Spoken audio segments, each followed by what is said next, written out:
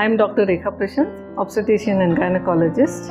In this video, I will be talking about cervical incompetence. Cervical incompetence is the inability of the uterine cervix, that is the mouth of the uterus, what we call, to retain the pregnancy inside the uterus in the second trimester of pregnancy, in the absence of any signs and symptoms of clinical contractions of the uterus or in labor or both. These patients usually present with repeat abortions, like abortions in the subsequent pregnancies few weeks or months earlier than the previous one. Repeated abortions, especially in the mid-trimester, that is, every abortion is earlier than the previous one. These abortions are painless abortions, especially if diagnosed at an early stage, can be treated and the abortions can be prevented. The important tool for diagnosis of this cervical incompetence is ultrasonography, or what we call it as scanning. Especially the transvaginal ultrasound gives us an accurate diagnosis to the cervical length, by which we can diagnose the cervical incompetence. The causes for the cervical incompetence can be both congenital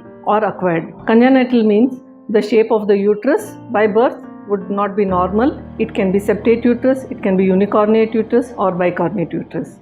Or it can also be acquired, wherein there are cervical tears due to previous deliveries or abortions or due to obstetrical trauma. Also, it can be due to the conization of the cervix, which is a treatment for a long cervix. Ultrasound reveals the length of the cervix when it is less than 25 mm, or if the internal os is open, in which figure-like funneling of the cervix is seen. It can also be diagnosed in the pre-pregnancy period, that is in between two pregnancies, by using what we call it as number 8 Hagar dilator, which when introduced inside the cervix, without resistance, it can be put inside the cervix. And this concludes the diagnosis of cervical incompetence.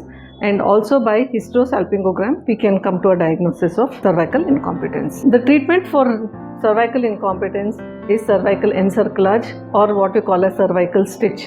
And this is done usually in the second trimester of pregnancy, or at least 1 to 2 weeks prior to the previous abortion. Here we put a stitch all around the cervix through the vaginal passage, and there is no cutting, suturing on the skin, and patients can be very comfortable post-operative as they will not be having any pain. So cervical incompetence is a treatable condition, and repeat ultrasound examinations, and if diagnosed properly, can be treated on time.